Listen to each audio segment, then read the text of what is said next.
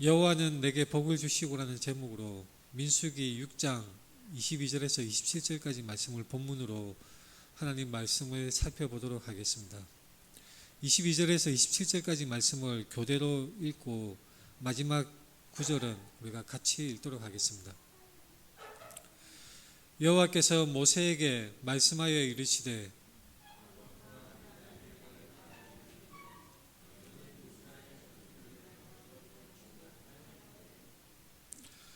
여호와는 내게 복을 주시고 너를 지키시기를 원하며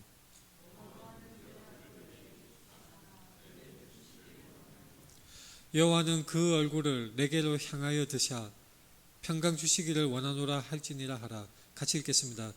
그들은 이같이 내 이름으로 이스라엘 자손에게 축복할지니 내가 그들에게 복을 주리라. 아멘. 우리 앞뒤 좌우 돌아보면서 같이 인사하겠습니다. 사랑합니다. 축복합니다. 사랑합니다. 축복합니다. 오늘은 설교 제목이 여호와는 내게 복을 주시고라는 제목으로 민수기 말씀을 살펴보도록 하겠습니다. 복을 주시고, 제목이 복을 주시고라고 하고 복에 대해서 이렇게 말씀하고 있죠. 우리는 누구나 다 복을 좋아합니다. 특히 우리 민족은 우리 민족 고유의 그 문화 속에 복을 좋아하는 그런 문화가 있는 것 같습니다. 유난히 복을 좋아해서 심지어는 숟가락에도 한자로 복자가 쓰여져 있습니다. 그래서 밥을 먹을 때마다 복이 내 속에 들어오는구나, 한 숟가락씩 떠먹을 때마다 복이 내 속에 들어오는구나, 그걸 기대하고 원하는 그런 문화라고 할 수가 있겠습니다. 이제 며칠 후면 구정이 다가오고 있죠. 구정 때 우리가 늘 하는 인사가 새해 복 많이 받으세요. 그렇게 인사를 합니다. 복 많이 받아라. 그 인사말 자체에서 우리가 복을 얼마나 갈망하고 복 받기를 원하는지 우리 문화 속에 깊게 뿌리 내리고 있다는 것을 알 수가 있는 것입니다. 복이란 대체 무엇일까요? 몸이 흔히 건강하면 건강의 복이라고 생각을 합니다. 그리고 이가 튼튼하면, 이빨에 충치가 없고 잇몸이 튼튼하면 그것도 복이라고 말을 하는 것이죠. 우리 고유의 문화 속에서 5가지 복을 열거를 하기도 합니다. 자녀가 잘 되는 것도 복이라고 할 수가 있습니다. 그리고 돈을 많이 벌고 평안한 것도 복이라고 사람들은 생각을 합니다. 그리고 사회적으로 명성을 얻는 것도 복이 있다고 할 수가 있습니다.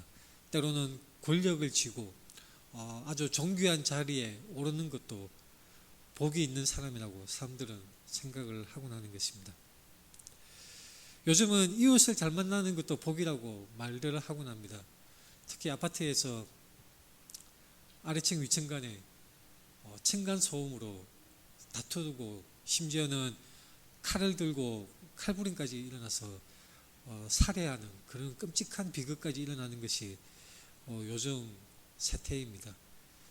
그래서 아래층 사람을 잘못 만나면 밤낮 올라와서 소음이 있다고 따지고, 위층을 잘못 만나면 밤새도록 쿵쿵대는 소리에 편안히 잠을 잘 수 없는 그런 괴로운 시절이 있기도 하는 것이 바로 이웃을 만나는 복이라고 할 수도 있습니다. 복이 있고 없고가 극명하게 우리의 삶의 질을 좌우한다고 사람들은 생각을 하는 것입니다. 근데 우리 문화뿐만 그럴까요? 그렇지 않습니다. 다른 문화권, 다른 민족도 그렇고, 특별히 이스라엘 민족, 성경을 기록했던 이스라엘 이 유대 민족들도 복에 대해서 굉장히 많이 말들을 하고, 성경에서도 복 이야기가 정말 많이 나오는 것을 발견할 수가 있는 것입니다. 신명기 28장에는 이런 말씀이 있습니다. 굉장히 유명한 말씀이죠. 상업에서도 복을 받고 들에서도 복을 받을 것이며 내 몸의 자녀와 내 토지의 소산과 내 짐승의 새끼와 소와 양의 새끼가 복을 받을 것이며 내 강주리와 떡 반죽 그릇이 복을 받을 것이며 내가 들어와도 복을 받고 나가도 복을 받을 것이니라. 마치 복으로 똘똘똘 뭉친 그런 축복의 말인 것 같습니다. 마치 복덩어리 우리의 모든 일상생활, 이 고대 사회 속에서 성읍에서도 복을 받고 들에서도 복을 받는다는 것은 사는 일상생활 속에 늘 복이 있을 것이라는 것을 말씀하고 있는 것입니다. 우리식으로 표현하자면 가정에서도 복이 있고, 일을 하는 일터에서도, 사업장에서도 복이 있고, 그리고 주방에서도, 음식을 하는 주방에 그 그릇들, 국그릇이나 국자까지도 다 복을 받을 것이고, 들어오나 나가나 어디서든지 언제 어디서든지 복을 받을 것이라고 이 신명기 28장에서는 말씀하고 있는 것입니다. 사람들은 이 말씀을 정말로 좋아하는 말씀으로 받아들이는 것이죠. 내가 언제 어디서나 복을 받아. 정말 좋다. 자, 근데 이 신명기 28장에 이 복의 말씀은 조건이 붙어져 있습니다. 복의 조건이 명시가 되어져 있는 것이죠. 바로 제가 화면에 3절부터 띄웠는데 그 바로 앞구절 2절에 이 복의 조건이 나와 있습니다. 내가 내 하나님 여호와의 말씀을 청종하면 이 모든 복이 내게 임하여 내게 이르르니, 바로 복의 조건을 하나님은 명시를 하고 있는 것입니다. 3절은 사실 이 조건을 싫어합니다. 그저 하나님이 나에게 복만 주면 안 되는가? 무슨 하나님의 말씀을 싫어하고 하나님과 가까이 있는 것도 싫어하는 사람들이 그저 잘되기만을 바라고 복을 받기를 원하는 것입니다. 하나님과 가까이 나가면 뭔가 좀 부담스럽고, 하나님의 말씀을 가까이 한다고 하면 뭔가 좀 지루하고 지겨운 그런 느낌을 받는 사람들이 많이 있습니다. 사람들은 이 조건문을 싫어하는 것입니다. 그저 복만, 그 열매만, 달콤한 그 복의 열매만 먹었으면 하는 것이 사람들의 습성입니다. 오늘 말씀은 민수기 말씀을 본문으로 복에 대해서 우리가 한번 생각해 보도록 하겠습니다. 민수기 말씀은 어떤 말씀입니까? 창세기, 출애굽기, 레위기 다음에 민수기 말씀이 위치해 있습니다. 근데 이 레위기 바로 앞에 책 레위기의 말씀과 이 오늘 본문 말씀이 위치한 민수기 말씀은 성격이 굉장히 다르게 나타납니다. 말하자면 레위기는 하나의 매뉴얼, 하나님의 규정, 하나님의 말씀, 하나님의 규칙을 그렇게 기술하고 있는 것이라면, 민수기는 그 매뉴얼, 하나님의 그 규칙, 하나님의 규정을 우리의 삶에 적용을 할 때에 어떻게 되는가? 바로 하나님의 말씀, 매뉴얼과 교과서 같은 그 말씀을 우리의 삶 속에, 삶의 현장에 적용할 때에 우리의 현실과 어떻게 부딪히는가 아주 적나라하게 보여주는 것이 민수기 말씀이라고 할 수가 있습니다. 레위기가 신앙적 삶에 대한 매뉴얼인 반면에 민수기는 실제 삶의 현장에 대한 적용인 것입니다. 민수기는 이 영어 성경 이름은 넘버스라고 되어 있죠. 그냥 백성들의 수를 센다는 그런 의미로 책 이름이 붙어져 있습니다. 우리말 민수기도 마찬가지 뜻입니다. 근데 히브리어 제목 뜻은 예전에도 말씀드린 적이 있습니다. 광야에서. 광야라는 것은 무엇이냐면 바로 우리 삶의 현장을 뜻하는 것입니다. 우리가 믿음을 가지고 믿음 생활을 한다고 할 때에 사람들은 흔히 추상적으로 생각합니다. 그래, 내가 예수님의 십자가를 믿어, 내가 교회에 참석하고 예배에 참석하고 여러 가지 봉사 헌신 활동을 해, 내가 교인들과 교제를 나누고 있어, 이런 추상적인 생각을 하지만 실제로 그 신앙이 우리의 삶 속에서 적용되고 그 현실과 부딪힐 때에 처참하게 깨어지는 것을 우리는 쉽게 발견할 수가 있습니다. 내가 하나님의 사람이야, 그리스도인이야. 근데 막상 직장에서 회사 상사와 맞부딪힐 때, 그리고 내 밑에 부하 직원이 완전히 엉뚱한 짓을 저지르는 것을 볼 때 나도 모르게 욱하는 성질이 나타나고 내 자신을 보호하기 위해서 다른 사람을 짓밟고 때로는 험담을 하기도 하는 그런 모습들이 나타나는 우리의 삶의 현장, 그 적나라한 현장의 모습이 바로 이 성경의 민수기의 내용이라고 할 수가 있는 것입니다. 이스라엘 백성들이 광야에서 겪었던 일, 하나님의 말씀을 실제로 적용할 때에 나타나는 여러 가지 부딪힘과 갈등, 그 모든 문제들은 우리 인생에 벌어지는 모든 그 신앙적인 가르침을 따르고자 할 때에 우리 삶 속에서 나타나는 그 결과들이라고 할 수가 있는 것입니다. 광야에서라는 이 히브리어 성경의 제목은 우리에게 많은 것을 시사해 줍니다. 우리에게 많은 것을 생각하게 하는 것입니다. 여러분 그 요즘 신의 악단이라는 영화를 보셨나요? 그 북한에 이제 스포가 될까봐 줄거리는 말씀을 못 드리겠지만 거짓으로 신앙의 모습을 연기를 하려던 사람들이 어느새 진정한 믿음을 갖게 된다는 그런 스토리를 가지고 있는 감동적인 영화입니다. 저는 여러분들이 꼭 보셨으면 좋겠습니다. 근데 그 중에 주인공이 부르는 찬양 중에 광야를 지나며라는 찬양이 있습니다. 그래서 서러운 그 눈 덮인 그곳에서 주인공이 홀로 부르는 그 장면이 정말 우리 인생이 어떤 인생인가 생각하게 하는 정말 멋진 장면이라고 저는 생각을 합니다. 우리 인생은 광야길인 것입니다. 우리는 인생을 살아갈 때에 이스라엘 백성들이 출애굽해서 가나안 땅을 향해서 나아가는 그 여정이 결국은 우리의 인생을 그대로 나타낸다고 우리는 볼 수가 있는 것입니다. 민수기 말씀을 읽을 때 우리는 그 점을 유의해서 살펴보아야 합니다. 민수기 1장에서 4장까지는 인구조사에 대해서 나와져 있습니다. 그래서 시내산에서 이 출정을 하는 광야길을 행하는 그 준비를 하고 이 시내산 체류하는 동안에는 이동이 없는 것이죠. 그냥 광야 생활을 준비를 하고 10장 11절부터 비로소 시내산에서 출발해서 모압 평지까지 도달하는 것을 민수기 내용을 통해서 볼 수가 있습니다.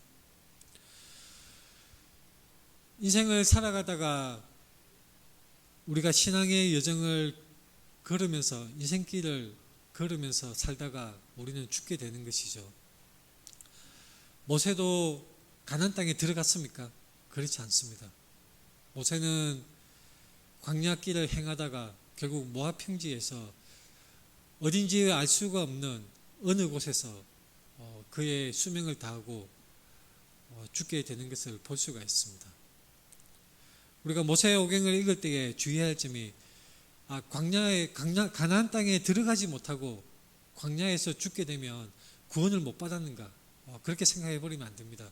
모세도 가나안 땅에 들어가지 못했던 것이죠. 그러나 분명히 우리는 모세가 구원받았다는 것을 알 수가 있습니다.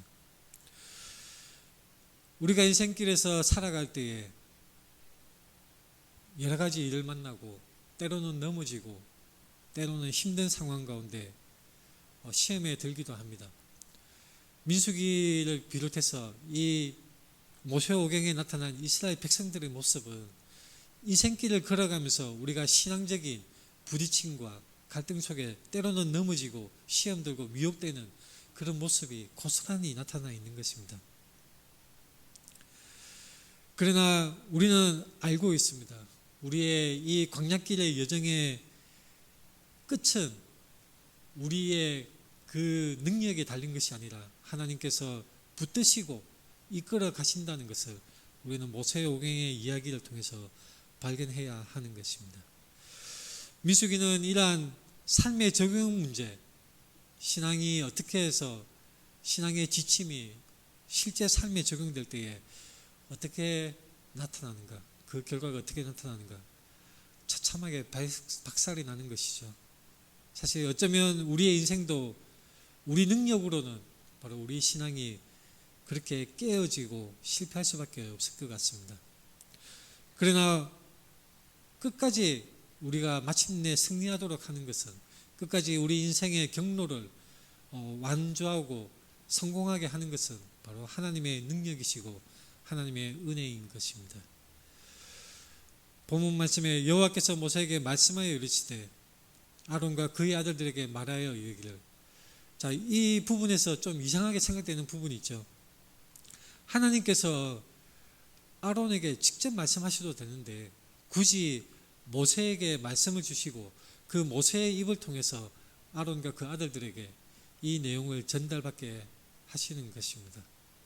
하나님이 모세에게 말씀하시고 모세가 아론에게 그 하나님의 말씀을 전달하는 것을 볼 수가 있습니다.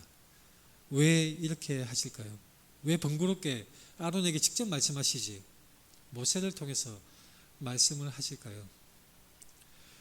하나님은 이 모세를 통해서 말씀을 하시기를 원하셨습니다. 왜냐하면 모세는 바로 예수 그리스도, 하나님과 우리 인간 사이에 유일한 중보자이신 예수 그리스도를 예표하는 인물이 바로 모세입니다.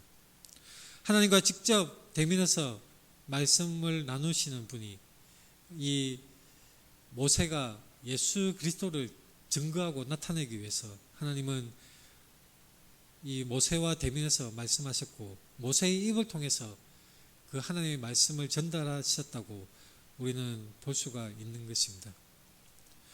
아론과 그의 아들들은 제사장들입니다.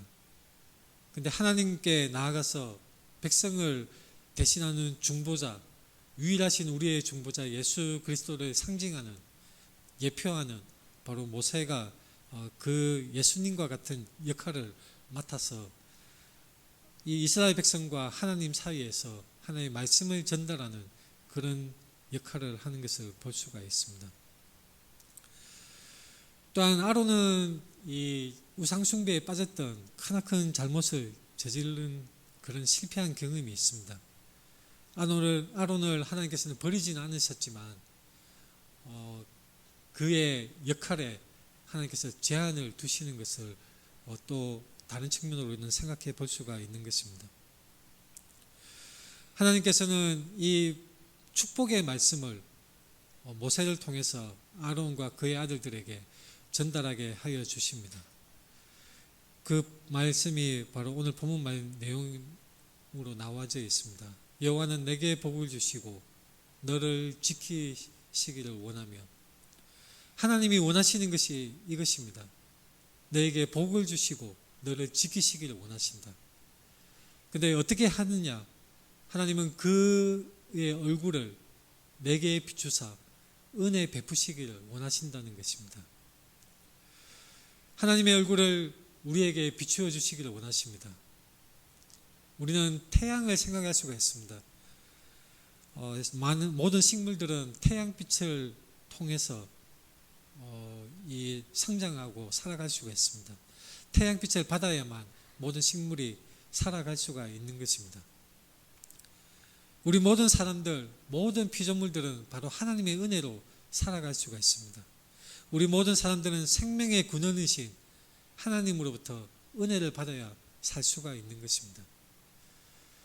태양빛이 차단되면 식물은 잠시 동안은 살아있으나 결국은 말라서 죽어버리고 말게 되는 것이죠. 하나님의 은혜를 받지 못한다면, 생명의 근원이신 하나님으로부터 우리가 차단된다면 우리는 비록 잠시 살아있을 뿐이지만 금세 메말라 버리고 말게 될 것입니다. 하나님이 그의 얼굴을 우리에게 향하여 주시는 것, 우리를 외면하지 않으시고 그분의 얼굴을 우리에게 향하여 주시는 것, 바로 이것이 복이 되는 것입니다. 하나님은 그 얼굴을 우리에게 향하여 드사 평강 주시기를 원하신다고 말씀하고 있습니다. 하나님의 얼굴을 우리에게 향하여 주시고 우리가 평강을 받기를, 우리가 하나님으로부터 그러한 복을 받기를 하나님이 원하신다고 말씀하고 있습니다. 자, 본문 말씀을 가만히 살펴보십시오. 반복되는 말씀이 있죠. 여호와, 여호와, 여호와.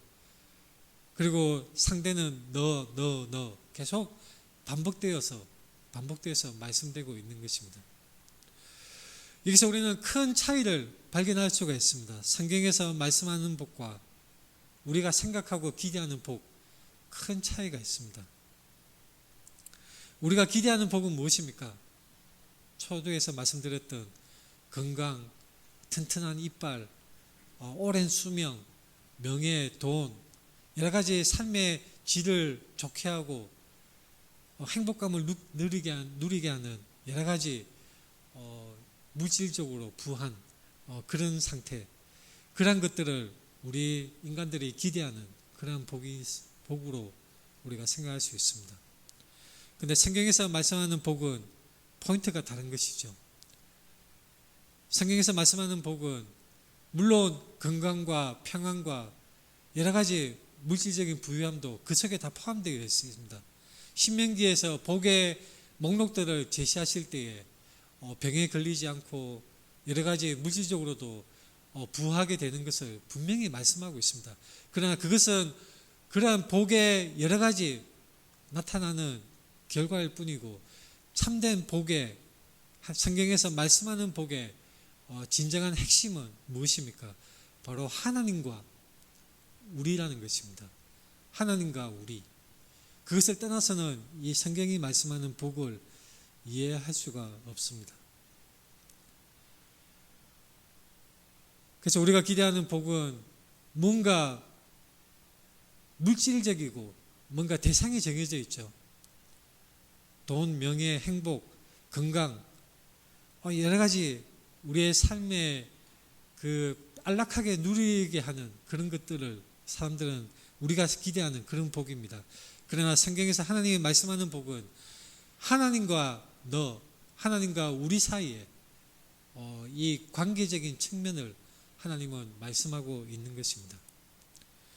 그래서 성경에서 복이 뜻하는 것, 성경에서 말씀하는 복의 중심은 우리가 무언가를 받아내고자 하는 것이 아닙니다. 우리가 무언가 얻어내고자 하는 것이 아닙니다. 성경에서 말씀하는 복의 중심은 무엇입니까? 누구와 함께하느냐? 누구와 함께하느냐? 바로 관계적인 측면을 하나님의 말씀은 강조하고 있습니다. 성경에서 말씀하는 복은 어떤 것을 소유하는 것이 아니라, 어떤 것을 가지는 것이 아니라 바로 관계라는 것입니다. 신명기 말씀에 그 복의 조건이 있다고 말씀을 드렸습니다. 신명기 말씀에 저주도 말씀하고 있습니다. 복의 반대는 저주라고 할 수가 있겠죠. 신명기 11장에 이런 말씀이 있습니다.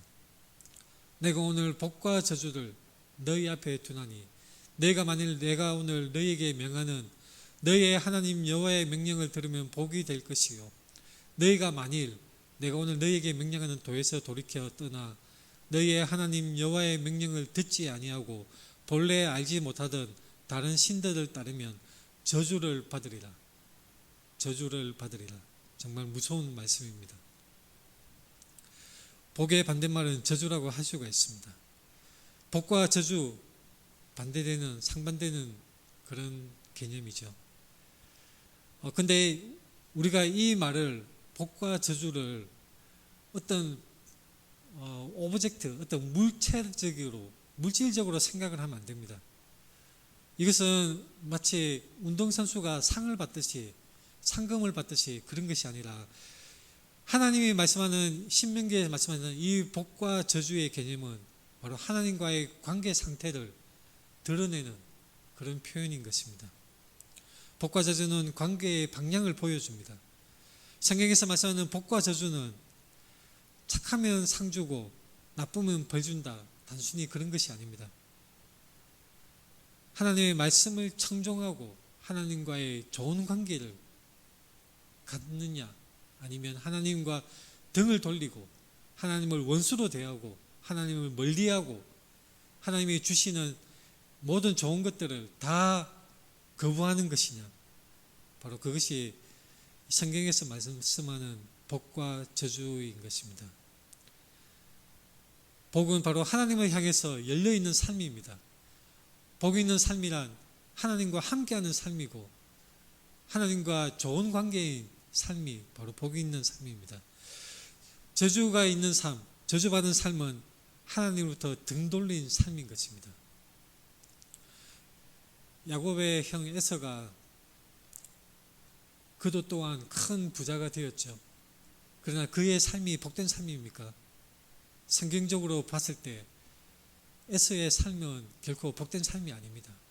하나님과 가까이 하지 않는 삶은 아무리 재산이 많고 아무리 자식이 많다 한들 그것은 복된 삶이 아니라 저주받은 그런 삶에 불과할 뿐인 것입니다. 그래서 성경이 말씀하는 복은 우리가 일상에서 쓰는 잘되고 성공하고 그런 것이 아니라 그보다 훨씬 깊고 훨씬 근본적이고 근원적인 그것을 말씀하는 것을 우리는 알아야 하는 것입니다. 성경에서 말씀하는 복이란 하나님과 바른 관계 안에 놓이는 상태, 바로 그 자체입니다. 하나님과 함께 한다면 요셉처럼 감옥에 있을지라도 하나님은 형통하다고 보시고 판결하시는 것입니다. 우리가 어떤 상태에 있든지 간에 하나님과 우리가 함께 있는가, 하나님과 가까이 밀접한 관계에, 친밀한 관계에 있는가 아닌가, 그것이 바로 복이 있느냐 없느냐 그 갈림길인 것입니다. 누구와 함께 있습니까? 여러분들은 누구와 함께 가까이 있습니까? 하나님과 가까이 있습니까? 여러분들의 삶 속에서, 여러분들의 삶의 현장 속에서 가까이 있습니까? 그저 말씀을 이렇게 생각하고 믿음에 대해서 머릿속으로만 생각하면 쉬울 것 같습니다. 그냥 믿으면 되지, 기도하면 되지, 예배드리면 되지. 그러나 민수기 말씀처럼 정말로 우리의 삶의 현장 속에 우리의 삶이 적용되기 시작하고 우리의 삶의 그 갈등 속에 신앙적인 판단, 믿음의 순종이 정말로 중요해지는 삶의 적용 문제가 닥칠 때 삶의 믿음의 본 모습, 믿음의 수준이 적나라하게 드러나게 되는 것입니다. 우리 삶의 상황 속에, 삶의 현장 속에 우리 하나님과의 위치, 우리 하나님과의 관계가 어떠한가, 그것이 나타나는 것이 바로 우리의 믿음입니다. 우리의 믿음의 본 모습이 바로 그렇습니다. 하나님은 복과 저주를 신명기 말씀처럼 우리 앞에 두셨습니다. 그런데 그것을 오해하면 안 됩니다. 하나님은 그저 우리가 하나님 없이 잘 사는 것을 심술 부려서 괴롭히고 그런 것이 아닙니다. 하나님의 뜻은 무엇입니까? 하나님이 원하시는 것, 하나님이 참으로 그분의 마음속에서 우리를 향해서 원하시는 뜻은 무엇입니까? 예레미야서 29장에 분명하게 말씀합니다. 여호와의 말씀이니라. 너희를 향한 나의 생각을 내가 아나니 평안이요 재앙이 아니니라. 너희에게 미래와 희망을 주는 것이니라. 너희가 내게 부르짖으며 내게 와서 기도하면 내가 너희들의 기도를 들을 것이요 너희가 온 마음으로 나를 구하면 나를 찾을 것이요 나를 만나리라. 하나님이 원하시는 것, 하나님이 원하시는 것은 재앙이 아닙니다. 화가 아닌 것입니다. 하나님이 원하시는 것은, 우리에게 원하시는 것은 우리가 평안을 받기를 원하시는 것이고 우리가 저주를 받는 것이 아니라 복을 받기를 원하시는 것입니다. 하나님 우리에게 복을 받기를 원하신다고 성경은 계속해서 말씀하고 있습니다. 오늘 본문 말씀에서도 이렇게 말씀하죠.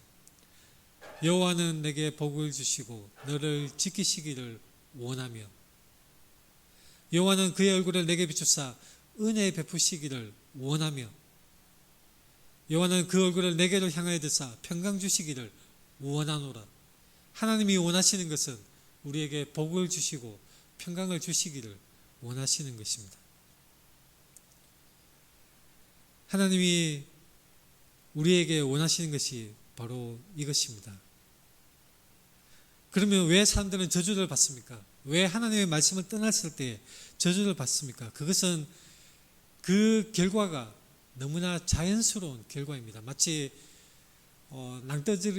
낭떠러지에서 뛰어내리면 중력의 영향을 받아서 아래로 떨어지는 것처럼, 사과가 사과나무에서 떨어지는 것처럼 하나님을 배반하고 하나님을 멀리했을 때에 필연적으로 그 결과는 저주를 받게 되는 것입니다.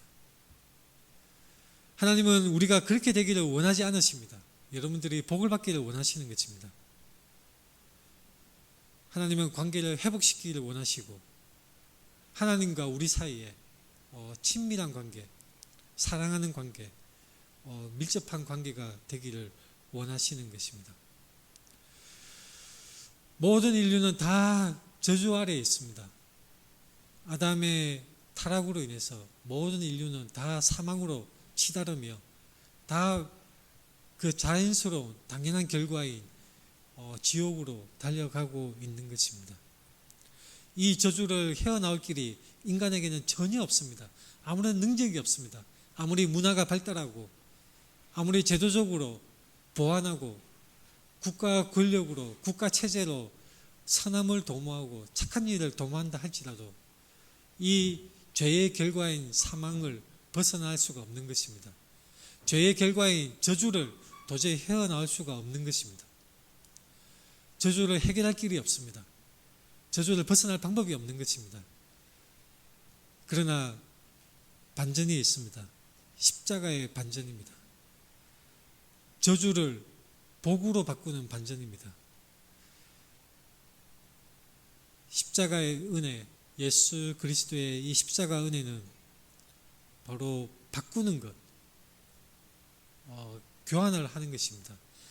하나님이 누리시는 그 평안과 이 복을 죄인인 우리에게 내어주시고 죄인인 우리가 마땅히 받아야 될 심판과 저주를 하나님의 아들이신 예수 그리스도가 고스란히 지셨던 것이 바로 십자가의 반전입니다. 십자가 위에서 복과 저주가 뒤집힌 것입니다. 이것이 기독교 복음의 핵심입니다. 갈라디아서 3장 13절에 이렇게 말씀합니다. 그리스도께서 우리를 위하여 저주를 받은 바 되사 율법의 저주에서 속량하셨다고 말씀하시는 것입니다. 저주를 받아야 할 자가 누구입니까? 바로 우리 죄인들입니다. 우리가 죄인들입니다. 하나님의 말씀대로 살지 못하고 하나님을 사랑하지 못하고 하나님과의 관계가 끊어진 우리가 죄인들이고 우리가 마땅히 저주를 받아야 될 사람들입니다. 우리가 십자가에 달려야 될 사람들인 것입니다. 그러나 죄 없으신 예수 그리스도가 하나님의 아들이신 예수 그리스도가 십자가에서 우리를 대신하여 죽으심으로 그것을 반전시키시고 바꾸어 주신 것입니다. 우리를 위해서 속량을 해주신 것입니다. 저주받아야 될 우리가 복받는 자의 자리로 변화가 된 것입니다. 저주에서 복으로, 사망에서 생명으로 하나님의 아들 예수 그리스도의 그 십자가 은혜로 말미암아 우리는 그렇게 속량함을 받았던 것입니다. 그래서 이제 우리 그리스도인 믿는 신자의 삶에서 저주는 더 이상 형벌이 아닙니다. 죄의 결과가 아니라 바로 우리를 바른 길로 가게 하시는 하나님의 징계, 사랑의 매가 되는 것입니다. 우리 인생길에서 만나는 모든 고난과 모든 어려움들은 더 이상 저주의 값이 아니라 우리를 바른 길로 인도하시고자 하시는 하나님의 선한 도구로 쓰임을 받게 되는 것입니다. 그래서 그리스도 사랑 안에 있는 우리 모두에게는 모든 것이 합력하여 선을 이루게 되는 놀라운 결과가 나타나게 되는 것입니다. 성경은 나무에 달린 자마다 저주 아래 있는 자라고 말씀하고 있습니다. 십자가는 가장 수치스럽고 끔찍한 사형 도구입니다. 그러나 각 교회마다 십자가를 표시하고 십자가를 보면서 우리는 예수 그리스도의 은혜를 생각하게 됩니다. 죄와 사망의 결과가 구원으로, 죽음에서 생명으로 바뀌는 것, 십자가의 반전인 것입니다. 예수님이 십자가에 달려서 죽으실 때에 마치 패배하고 실패한 것처럼 보였습니다. 그러나 이것은 하나님의 놀라운 사람들을 구원하시기 위한 놀라운 반전이었고 놀라운 승리였습니다. 죄와 사망에 대해서 영원토록 승리하시는 하나님의 놀라운 방법이었던 것입니다. 그리스도를 믿는 자, 그리스도를 믿는 그리스도인, 하나님을 믿고 하나님을 따르는 사람, 그분의 백성들은 바로 복을 누리는 사람들입니다. 복 있는 사람들은 어떤 사람들입니까? 일이 잘 풀리는 사람들이 아닙니다. 우리는 그걸 착각하면 안 되는 것이죠. 저는 한때 이런 생각을 한 적이 있었습니다. 우리가 믿음을 가지면 하나님이 뭔가 확률을 변동시키실 거야. 그래서 병에 걸릴 확률도 하나님이 낮춰주시고, 길 가다가 차에 치이는 교통사고를 만날 확률도 하나님이 낮춰주시고, 확률을 변동시켜서 우리에게 좋게 하시는 그런 것으로 저는 잘못 생각한 적이 있었습니다. 그런 것이 아닙니다. 하나님은 고난 속에서도, 어려움 속에서도 우리를 붙들어 주시고 우리와 함께 하시는, 바로 하나님이 우리와 함께 하여 주시고 하나님이 우리와 밀접한 관계로 우리와 동행하시는 하나님, 바로 그것이 복된 삶이고 복의 결과인 것입니다. 우리는 복 안에 있으면서 그 복을 누리면서 살아가는 사람들입니다. 하나님이 얼굴을 비추시면 복 있는 사람입니다. 하나님이 평강 주시면 복이 있는 사람입니다. 근데 구약에서 이 하나님의, 오늘 본문 말씀처럼 하나님의 얼굴을 비추시고 하나님의 그 은혜를 우리에게 주시는데, 우리는 마침내 알고 있습니다. 이 복의 가장 최고의 복, 최절정의 복은 예수 그리스도이고, 예수님을 만나는 것이 우리 인생에 있어서 가장 큰 복이라는 것을 우리는 알고 있는 것입니다. 복은 하나님의 잔치상에 참여하는 것입니다. 복은 하나님과 동행하는 것이고 하나님과 친해지는 것입니다.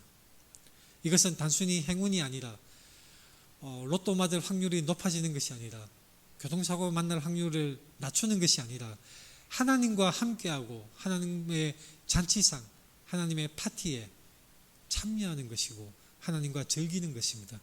하나님과의 사귐의 상태, 하나님과의 교제의 상태, 그것이 바로 하나님이 주시는 복을 누리는 것입니다. 타락 이후에 관계가 단절되었던 것이, 그리고 저주를 받아서 영원한 멸망으로 치닫던 우리 인류가 예수 그리스도를 통하여서 마침내 구원을 받고 그 복을 다시 누릴 수 있는 그 길이 열렸습니다.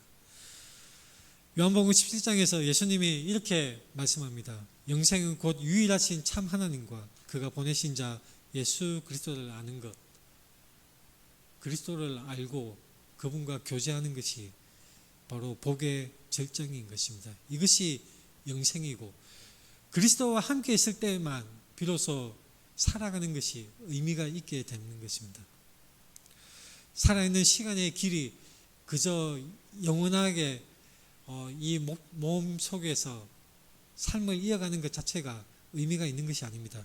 영생이라는 것은 바로 하나님과 함께하고 그리스도 안에 거할 때에, 하나님과 연결된 삶의 질이 있을 때에 그것이 영원한 생명이 되는 것이고 의미가 있는 것입니다. 그래서 복과 고난은 같이 우리에게 올 수가 있습니다. 모순이 아닌 것입니다. 이것이 세상 사람들이 이해하지 못하는 것이고, 심지어 교회 다니는 사람들도 좀처럼 이해하기가 어려운 그런 성경의 진리입니다. 예수님이 말씀하셨죠. 가난한 자는 복이 있나니, 애통하는 자는 복이 있나니. 어떻게 복 있는 사람이 가난하고 애통해야 할 수가 있습니까? 시편에서도 복 있는 사람이 사망의 음침한 골짜기로 다닐지라도 복이 있다고 말씀하고 있죠.